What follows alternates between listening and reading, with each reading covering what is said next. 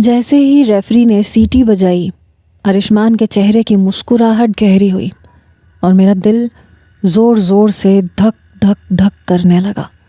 پتہ نہیں کیوں مجھے لگ رہا تھا جیسے میں اس کے ساتھ مقابلہ نہیں کر سکتی۔ وہ تو مجھے خوب پیٹے گا، خوب مارے گا۔ مجھے لگ رہا تھا جیسے میں اپنا اعتماد کھو رہی ہوں۔ بہرحال میں نے ہمت پکڑی اور آگے بڑھ گئی۔ میں نے اپنے دونوں ہاتھ اپنے چہرے کے قریب کر لیے۔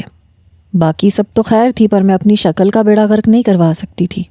آپ تو سمجھ سکتے ہیں کہ انسان کو اپنے چہرے سے کتنی محبت ہوتی ہے، اور خاص طور پہ لڑکیاں۔ ایک پمپل بھی نکل آئے تو ہم سے وہ برداشت نہیں ہوتا، اور اس سے میں کم از کم منہ پہ نہیں کھا سکتی تھی۔ خیر کھا تو کہیں بھی نہیں سکتی تھی۔ بہرحال میں نے دل کو مضبوط کیا۔ جیسے وہ میرے قریب آیا، کہنے لگا آج نہیں بچو گے تم مجھ سے، آج تو تمہارا وجود نیلو نیل کر دوں گا۔ میں نے کہا یہ تو وقت بتائے گا۔ میں نے اس کے منہ پہ پنچ مارا۔ اس کے چاروں دوستوں نے تالیاں بجائیں۔ ارشمان انہیں دیکھنے لگا۔ اسے اور بھی غصہ آیا۔ جیسے اس نے مجھے پنچ مارنے کی کوشش کی، میں نیچے بیٹھ گئی۔ اس نے پوری قوت سے مجھے مکہ مارنا چاہا تھا۔ میرے یوں نیچے بیٹھنے پہ وہ آگے کی جانب گرا، مگر دوبارہ سے کھڑا ہو گیا۔ ایک پنچ میرے منہ پہ بھی پڑا۔ مجھے لگا پورا ہال گھوم گیا۔ میرا سر چکرانے لگا۔ اس سے پہلے کہ وہ دوسرا پنچ مجھے مارتا، میں نے پیٹ پہ اس کے مکہ مار دیا، لیکن اس پہ اثر ہی نہیں ہوا۔ پھر میں اپنا بچاؤ کرنے لگی۔ مجھے لگ رہا تھا اب میں ہار جاؤں گی۔ میں بار بار پیچھے ہو رہی تھی اور میں نے اپنے دونوں بازوؤں سے اپنا چہرہ چھپا رکھا تھا، اور وہ مکے میرے بازوؤں پہ ہی مار رہا تھا۔ میں نے اس کی دونوں ٹانگوں کے بیچ میں اپنا پیر اڑایا۔ وہ بے حساب تھا، وہ میرے ہی اوپر گر گیا۔ مجھے تو لگا تھا کہ پیچھے کی جانب گرے گا۔ پہلے میں زمین پہ دھڑام سے گری اور پھر وہ میرے اوپر۔ مجھے لگا بس میری ساری ہڈیاں پسلیاں ٹوٹ چکی ہیں۔ اوپر سے ارشمان کا 70-72 کلو وزن مجھ پہ تھا، لیکن اس کے بعد جو ہوا وہ خاصا خطرناک کام تھا۔ اس کا منہ میری گردن پہ آ چکا تھا، اس کے لب میری گردن پہ تھے۔ مجھے تو جیسے کرنٹ سا لگا۔ ہم دونوں اس قدر قریب تھے کہ سمجھ نہیں آ رہا تھا کہ سینے میں دل کس کا دھڑک رہا ہے۔ وہ جلدی سے اٹھنے لگا، لیکن بے ساختہ اس کا ہاتھ پھسلا اور وہ پھر مجھ پہ گر گیا۔ اس بار اس کی نظر میری آنکھوں کے اندر تھی۔ شاید کھلبلی اس کے دل میں بھی مچی تھی۔ کچھ نہ کچھ تو ضرور ہوا تھا، کیونکہ مجھے ہی دیکھے جا رہا تھا۔ میرے پاس یہ اچھا موقع تھا۔ میں نے اس کے سینے پہ ہاتھ رکھا، اسے پیچھے دھکا دیا۔ وہ بری طرح سے چونکا اور دوسری جانب گر گیا، اور میں اٹھ کے کھڑی ہو گئی اور اس کے پیٹ پہ اپنا پاؤں رکھ دیا۔ ریفری نے گنتی شروع کی، لیکن وہ مجھے ہی دیکھے جا رہا تھا۔ وہ ہار چکا تھا، اور میں نے اپنے دونوں ہاتھ اٹھا کر اپنی جیت کا اعلان کیا۔ اس کے چاروں دوست میرے پاس آ گئے۔ داؤد تم نے تو کمال کر دیا۔ اس سے پہلے کہ وہ میرے قریب آتے، میں نے ان سے کہا ایکسکیوز می، تاکہ وہ مجھے گلے لگنے کی غلطی نہ کریں۔ سب نے میرے ہاتھ پہ ہاتھ مارا۔ روہیل کہنے لگا تمہیں گود میں اٹھاتے ہیں، تمہیں اونچا کرتے ہیں، تاکہ سب کو پتہ چلے کہ جیت کیا ہوتی ہے۔ میں نے کہا نہیں، مجھے بہت ڈر لگتا ہے۔ پہلے اتنی زور سے زمین پہ گرا ہوں، ساری ہڈیاں پسلیاں ایک ہو گئی ہیں۔ انور کہنے لگا تم فکر ہی نہ کرو، ارے زیتون کے تیل سے تمہاری ایسی مالش کروں گا بھلے چنگے ہو جاؤ گے۔ میں نے کہا نہیں، میں خود کر لوں گا مالش، ہٹو پیچھے۔ ان سب کو ہٹاتے ہوئے میں جا چکی تھی۔ باقی کا وقت میں نے ہاسٹل کے کمرے میں ہائے ہائے کرتے ہوئے گزارا، کیونکہ میرے پورے وجود سے درد کی ٹیسیں اٹھ رہی تھیں۔ باقی کے مقابلے نہ میں نے دیکھے اور نہ مجھ میں ہمت تھی۔ البتہ شام کے وقت روہیل اور فہد میرے کمرے میں آئے۔ کہنے لگے کہ پھر چل نا، تجھے پہلا انعام مل رہا ہے، تو یہاں بیٹھا ہوا ہے۔ میں نے کہا میری ہمت ہی نہیں ہو رہی، کمینے کا بہت زیادہ وزن تھا، مجھے لگ رہا ہے میری 1-2 پسلیاں ٹوٹ گئی ہیں۔ روہیل کہنے لگا ارے کچھ نہیں ہوتا، چلا نا۔ میں نے کہا اچھا آتا ہوں۔ بمشکل میں چلتے ہوئے نیچے پہنچی۔ پرنسپل نے مجھے ٹرافی بھی دی اور ساتھ میں 1 لاکھ کا انعام بھی دیا۔ میں تو بڑی خوش تھی، اور وہ چاروں یوں خوش تھے جیسے پیسے انہوں نے جیتے ہوں۔ کہنے لگے داؤد تو ہمیں ٹریٹ دے گا۔ میں نے کہا ہاں دے دوں گا۔ میں نے دیکھا کہ ارشمان مجھے غصے سے نہیں دیکھ رہا تھا، بلکہ اس کی نظریں مجھے کوئی اور ہی داستان سنا رہی تھیں۔ میں نے اپنا رخ بدلا اور کمرے میں چلی گئی۔ وہ چاروں بھی میرے ساتھ تھے۔ فہد کہنے لگا دیکھو کتنا اچھا ہو نا، اس ٹریٹ میں تم اپنی سہیلیوں کو بھی بلا لو۔ میں نے کہا ہاں پتہ ہے مجھے، تم لوگوں کی نیتوں میں فطور ہے، ٹریٹ تو ایک بہانہ ہے، تم لوگوں نے میری دوستوں سے ملنا ہے۔ فہد کہنے لگا کتنا سمجھدار ہے تو، اب دیکھ لینا، یہ تو نہیں کہہ سکتا نا تو کہ ہم نے تیرا ساتھ نہیں دیا۔ اتنی دیر میں دروازہ کھلا، ارشمان کھڑا ہوا تھا۔ فہد کہنے لگا پھر کیسی رہی؟ تم تو کہہ رہے تھے 4 سال کی پریکٹس ہے، تم جیت جاؤ گے۔ اس نے فہد کی بات کا جواب ہی نہیں دیا۔ کہنے لگا میں اب مزید لڑنا نہیں چاہتا داؤد۔ اپنا ہاتھ اس نے میری طرف بڑھایا۔ چلو پکی والی دوستی کر لیتے ہیں۔ میں نے کہا میں جانتا ہوں تم مجھ سے دوستی کیوں کرنا چاہتے ہو، تمہاری نظر بھی میری کسی نہ کسی دوست پہ ہوگی۔ کہنے لگا نہیں میری ایسی کوئی نظر نہیں ہے، کیونکہ میں جانتا ہوں کہ میری شادی ردا سے ہی ہونی ہے، اس لیے کیا فائدہ کسی اور کے ساتھ دوستیاں لگانے کا۔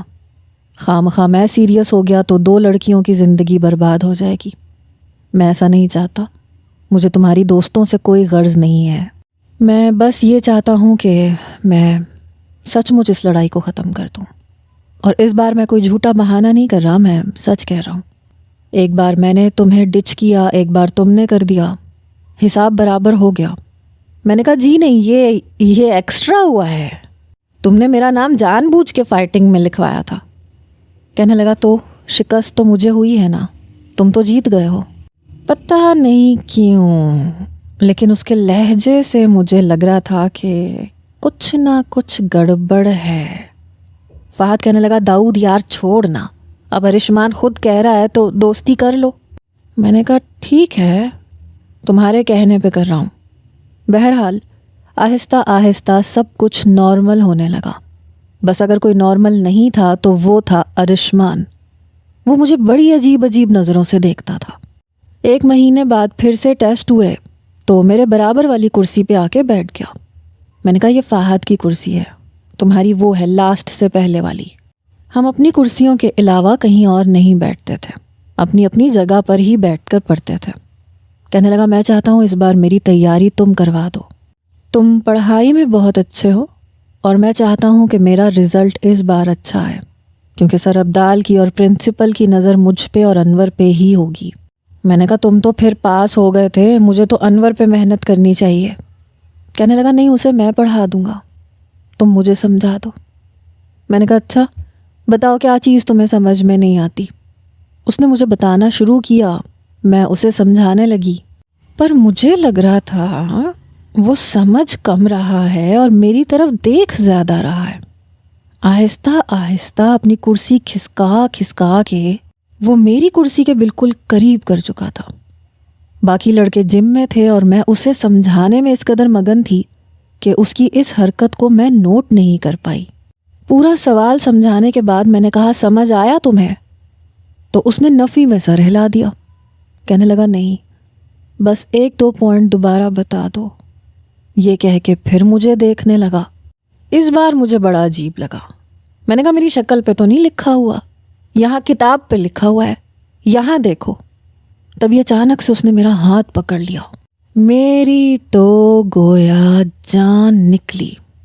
میرا ہاتھ بڑے غور سے دیکھنے لگا۔ داؤد یار تیرے ہاتھ بڑے ملائم ہیں، نازک سے، بڑے خوبصورت سے۔ میں گھبرا گئی، میں نے اپنا ہاتھ کھینچا۔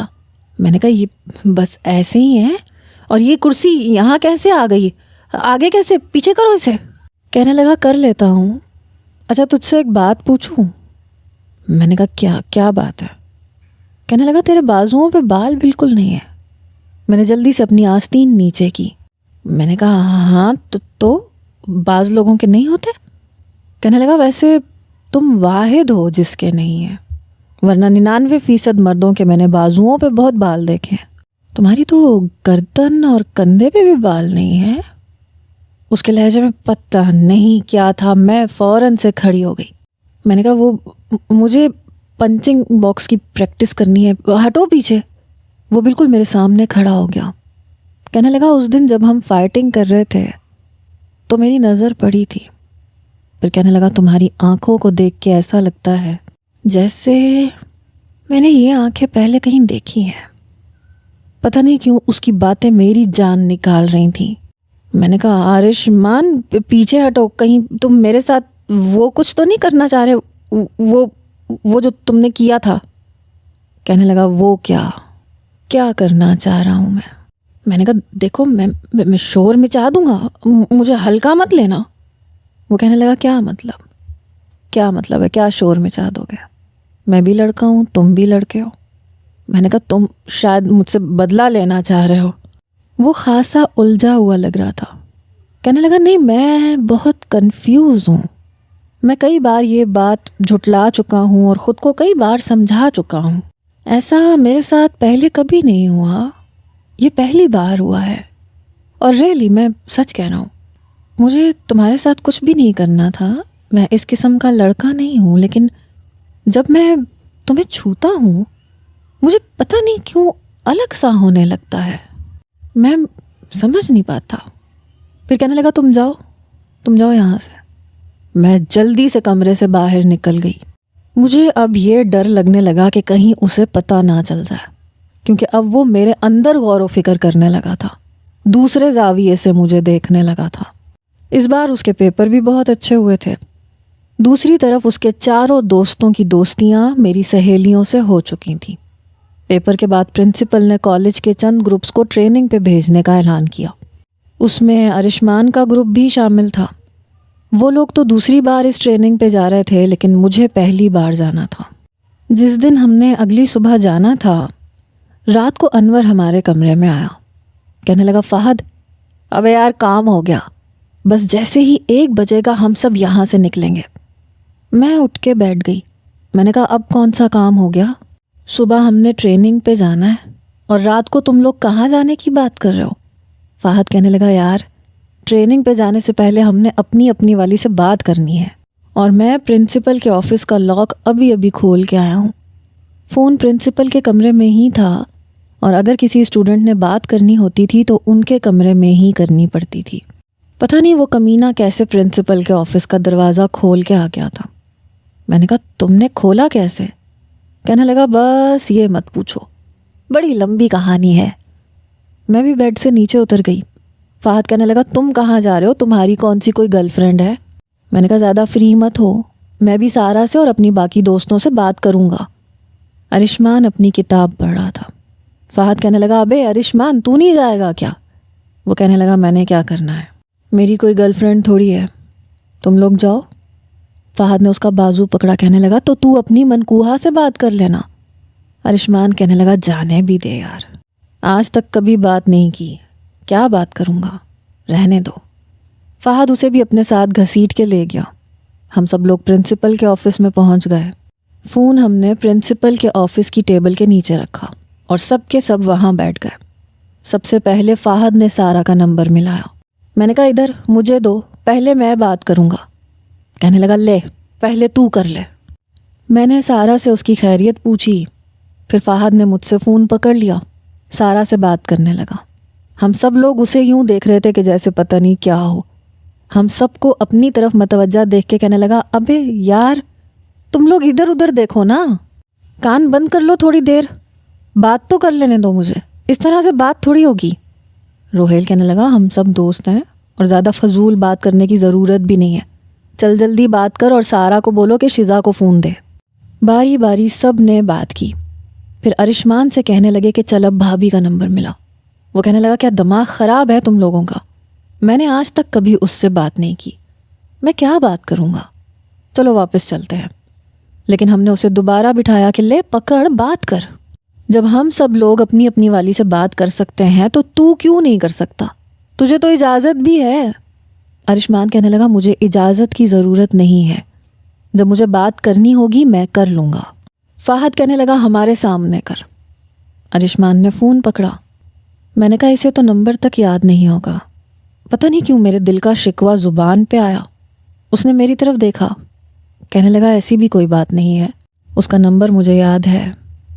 یہ بات میرے لیے کچھ حیران کن سی تھی۔ کیا اتنی اہمیت تھی اس کی نظر میں میری کہ اسے میرا نمبر یاد تھا؟ کہنے لگا جب اس سے نکاح سے منع کرنے کے لیے فون کیا تھا تو نمبر یاد کر لیا تھا، اور تب سے یاد ہے۔ میرے دل میں جو ہلکی سی امید جاگی تھی کہ شاید میرے شوہر کے دل میں میری ذرا سی محبت ہے، وہ بھی ختم ہو چکی تھی۔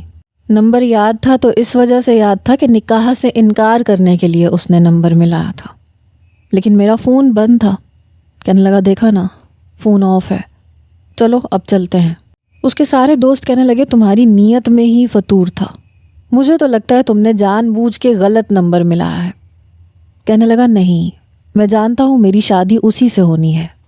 میں نے کہا کیا بہت بدصورت ہے؟ کیا تمہیں بالکل بھی اچھی نہیں لگتی؟ کہنے لگا نہیں، بدصورت تو نہیں ہے، بہت پیاری ہے، لیکن میرے ٹائپ کی نہیں ہے۔ یہ کہہ کے کھڑا ہو گیا۔ ہم سب لوگ باہر آ گئے۔ اپنے کمرے میں آ کر میں اپنے بیڈ پہ لیٹ گئی۔ میں نے دیکھا سب لوگ سو چکے تھے لیکن وہ جاگ رہا تھا۔ پتہ نہیں کیا سوچ رہا تھا۔ کچھ دیر میں بھی سو چکی تھی۔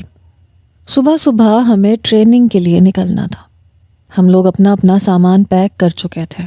جب ہم بس میں بیٹھنے لگے تو ارشمان شیشے کے پاس والی سیٹ پہ بیٹھا۔ میں یہ سوچ رہی تھی کہ میں کہاں بیٹھوں۔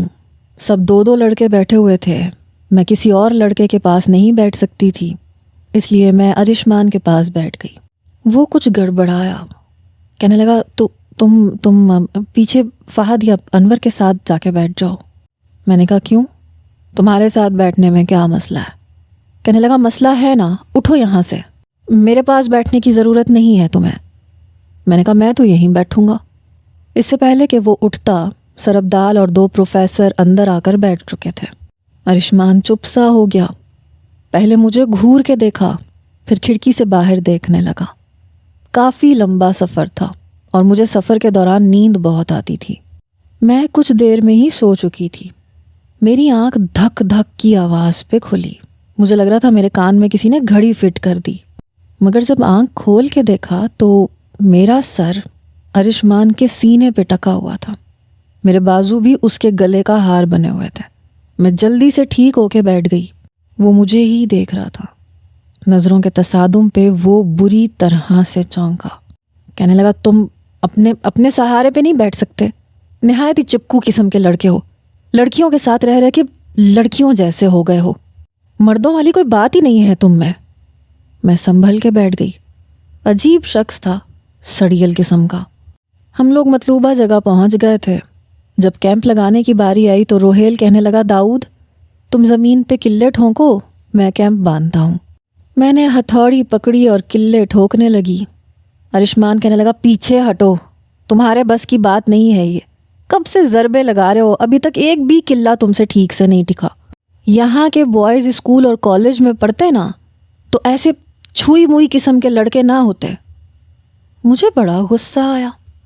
تم شاید بھول رہے ہو، فائٹ میں ہارے ہو تم مجھ سے۔ میری بات پہ وہ مسکرایا۔ ہاں، وہ راز تو مجھ پہ ابھی بھی نہیں کھلا کہ میں تم سے ہار کیسے گیا۔ میں نے تیش میں آ کے پوری قوت سے ہتھوڑی ماری اور سارے قلے میں نے خود ہی ٹھوکے۔ میں نے کہا دیکھ لیا تم نے، مجھے چیلنج مت کرنا۔ وہ مسکرانے لگا۔ کھانا بنانے کی باری روہیل اور فہد کی تھی۔ جب میں نے انہیں ایک ہی پتیلے میں پیاز، ادرک، لہسن، ٹماٹر، مسالے، چکن ایک ساتھ ڈالتے ہوئے دیکھا تو میں ان کے پاس آ گئی۔ یہ تم لوگ کھانا کیسے بنا رہے ہو؟ وہ کہنے لگے ایسے ہی پکتا ہے۔ میں نے کہا پیچھے ہٹو، پیاز کیا یوں کاٹتے ہیں موٹے موٹے بے تکے سے؟ وہ لوگ پیچھے ہٹ گئے۔ کھانا میں نے بنایا۔ ارشمان دور کھڑا مجھے ہی دیکھ رہا تھا۔ کھانے پہ سربدال تک نے میری تعریف کی تھی۔ فہد کہنے لگا داؤد تم نے تو کمال کر دیا، بڑا ذائقہ ہے تمہارے ہاتھ میں۔ میں مسکرانے لگی۔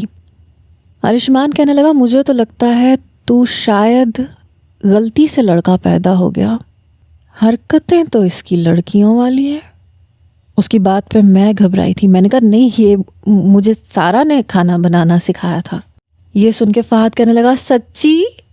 پھر تو مستقبل میں شاید موٹا ہو جاؤں گا۔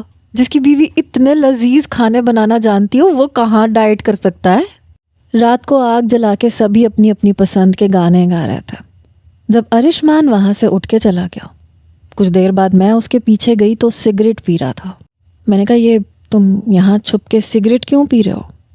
کہنے لگا تو تم بھی پی لو۔ میں نے کہا نہیں میں یہ سب نہیں پیتا۔ وہ کہنے لگا داؤد ایک بات پوچھوں تم سے؟ میں نے کہا ہاں پوچھو۔ کہنے لگا تم اپنی منگیتر کو پسند کرتے ہو؟ میں نے کہا ہاں مجھے تو وہ بہت اچھی لگتی ہے۔ کہنے لگا میں تو اپنی بیوی کو پسند نہیں کرتا، مجھے ردا جیسی لڑکیاں بالکل بھی پسند نہیں ہیں، مجھے لگتا ہے وہ میرے ٹائپ کی نہیں ہے، میری زندگی اس کے ساتھ مشکل سے ہی گزر سکتی ہے۔ میں نے کہا تو تمہیں کیسی لڑکیاں اچھی لگتی ہیں؟ کہنے لگا مجھے اپنے جیسی لڑکیاں اچھی لگتی ہیں جو ایڈونچر کی دلداداں ہوں، اور وہ شرمیلی سی ہے، ناول ٹائپ لڑکی، افسانوی دنیا میں رہنے والی، جہاں اس کا منگیتر یا شوہر اسے گلاب کا پھول دے، اظہار محبت کرے۔ میں شاید ایسا کبھی بھی نہیں کر سکتا۔ میں اس کے پاس آ گئی، میں نے کہا ہو سکتا ہے وہ تمہاری خاطر خود کو بدل لے۔ وہ کہنے لگا نہیں مجھے نہیں لگتا، چلو خیر چھوڑو، سگریٹ پیو۔ اس نے اپنا آدھا سگریٹ مجھے پکڑا دیا۔ مرد بنو، مردوں والے کام کیا کرو تاکہ تمہیں چھونے پہ لگے کہ کسی مرد کو چھوا ہے۔ پتہ نہیں بار بار ایسی باتیں کیوں کر رہا تھا۔ میں نے سگریٹ پکڑ لیا اور پہلا ہی کش لگانے پہ دھواں سیدھا گلے میں لگا۔ میں کھانسنے لگا۔ اس نے سگریٹ مجھ سے پکڑ لیا، میری کمر سہلانے لگا۔ تم بھی نا بڑے ہی نازک ہو۔ میری آنکھوں میں پانی بھر آیا، لیکن میں نے اس کے ہاتھ سے سگریٹ لیا اور باقی کا سگریٹ اسے پی کے دکھایا۔ داؤد سب کچھ کر سکتا ہے، سمجھے نا؟ یہ کہہ کے میں چلی گئی۔ رات کے وقت جب کیمپ میں سونے کا ٹائم آیا تو میرے ہوش اڑے۔ ہاسٹل کے کمرے میں تو بیڈ تھے مگر یہاں پہ زمین تھی۔ فہد نے بستر بچھائے، کہنے لگا داؤد تم میرے اور روہیل کے بیچ میں لیٹ جاؤ۔ یہ سن کے میری جان نکلی۔ میں نے کہا نہیں مجھے بیچ میں نیند نہیں آتی۔ ارشمان کیمپ کے کونے والے بستر پہ لیٹ چکا تھا۔ فہد کہنے لگا تو پھر تم اس کونے پہ لیٹ جاؤ۔ میں نے کہا میں ارشمان کے پاس لیٹ جاتا ہوں۔ وہ کہنے لگا کیوں؟ میرے پاس کیوں؟ دیکھو مجھ سے تو تم دور ہی رہا کرو، ذرا بھی سونے کی تمیز نہیں ہے تمہیں۔ بس میں بھی آدھے سے زیادہ مجھی پہ گرے ہوئے تھے۔ فہد کہنے لگا ابے کیوں نخرے دکھا رہا ہے؟ ویسے تو تیری ارشمان سے 1 منٹ کی نہیں بنتی، سونا اس کے ساتھ کیوں ہے؟ لیٹ جانا یہیں پہ۔ میں مجبوراً فہد کے برابر میں بالکل کونے میں لیٹ گیا۔ سب سو گئے تھے لیکن مجھے نیند نہیں آ رہی تھی۔ جب سب سو گئے تو میں دھیرے سے اٹھی اور ارشمان کے برابر میں لیٹ گئی۔ صبح جب میری چڑیوں کی آوازوں پہ آنکھ کھلی تو ارشمان جاگ رہا تھا، مجھے ہی دیکھ رہا تھا۔ کہنے لگا یہاں کیوں آئے تھے تم؟ میں نے کہا بس ایسے ہی۔ میں اٹھ کے کیمپ سے باہر آ گئی۔ یہاں نہ واش روم تھا نہ نہانے کی کوئی جگہ، قریب ہی ایک نہر تھی۔ اس سے پہلے کہ سب اٹھتے میں سوچ چکی تھی کہ میں پہلے ہی ہاتھ منہ دھو لوں۔ میں اس نہر کے پاس آ گئی۔ آج تک کبھی کسی نہر میں منہ نہیں دھویا تھا، اس لیے سمجھ میں نہیں آ رہی تھی کہ کیا کروں۔ جہاں میں موجود تھی وہاں نہر کا پانی کافی تیزی سے آبشار کی مانند ڈھلان کی طرف جا رہا تھا۔ میں پتھر پہ اکڑوں کی طرح بیٹھ گئی، منہ پہ صابن لگایا اور جیسے ہی منہ دھونے لگی مجھے لگا میرے پاؤں پہ کچھ رینگ رہا ہے۔ میں نے ایک آنکھ کھولی تو سانپ تھا۔ میری تو چیخیں بلند ہوئیں اور میں ہڑبڑاہٹ میں اسی نہر میں گر گئی۔ شاید اس وقت ارشمان جاگ رہا تھا۔ میرے چیخنے پہ وہ بھاگتا ہوا آیا، لیکن اسی وقت میں پانی کے بہاؤ کے ساتھ ڈھلان کی طرف جانے لگی۔ بچاؤ ارشمان! وہ جب تک نہر کے پاس پہنچا میں ڈھلان کی جانب جا چکی تھی۔ بچاؤ! میں پانی میں ہاتھ مار رہی تھی، مجھے تیرنا نہیں آتا تھا، اس لیے میں پانی میں غوطے کھا رہی تھی۔ جب ارشمان بھی پانی میں کود گیا، داؤد اپنا ہاتھ دو! وہ بڑی پھرتی سے مجھ تک پہنچا، لیکن میں ڈھلان میں گر چکی تھی۔ پانی میرے ناک میں، میرے منہ میں جا چکا تھا۔ میں پانی سے منہ اوپر کرنے کی کوشش کر رہی تھی تاکہ سانس لے سکوں، لیکن یہاں پہ پانی بہت زور کا تھا۔ مجھے لگا بس اب میں گئی۔ میں بے ہوش ہو چکی تھی۔ پھر مجھے لگا جیسے کسی نے مجھے پکڑا ہے۔ داؤد! ارشمان کی آواز مجھے آ رہی تھی، مگر میں ہوش کی دنیا سے بیگانہ ہو رہی تھی۔ کچھ دیر بعد مجھے لگا جیسے میں ٹھیک سے سانس نہیں لے پا رہی۔ لیکن پانی کا احساس نہیں ہو رہا تھا۔ داؤد، وہ میرے رخسار تھپ تھپا رہا تھا، اور پھر مجھے کچھ ہوش نہیں رہا۔ لیکن جب ہوش آیا تو میں ٹھیک سے سانس لے پا رہی تھی۔ میں نے آنکھیں کھول کے دیکھا تو میں سوکھی جھاڑیوں اور سوکھے زرد پتوں کے ڈھیر پہ لیٹی ہوئی تھی۔ میرے اوپر ارشمان کی جیکٹ گری ہوئی تھی، اور جیسے ہی میں اٹھ کے بیٹھی اس کی جیکٹ میں نے پیچھے ہٹائی تو میرے ہوش اڑے، کیونکہ میری شرٹ کے بٹن کھلے ہوئے تھے۔ میرا رنگ اڑ کے رہ گیا تھا۔ میں نے جلدی سے بٹن بند کیے، تبھی مجھے قدموں کی چاپ سنائی دی۔ میری جان نکلی تھی، کیونکہ پتہ نہیں کہاں سے ارشمان آیا۔ مجھے ہوش میں دیکھ کر وہ چلتا ہوا میرے پاس آیا۔ میں نظریں نہیں اٹھا پا رہی تھی، کیونکہ وہ گھٹنوں کے بل میرے سامنے بیٹھ گیا تھا۔ کہنے لگا، تو تم لڑکا نہیں ہو۔ کون ہو تم؟ بولو، وہ غصے سے بولا تھا۔ میں تو نظریں اٹھانے کے قابل نہیں رہی۔ عین اسی وقت سربدال کی آواز آئی،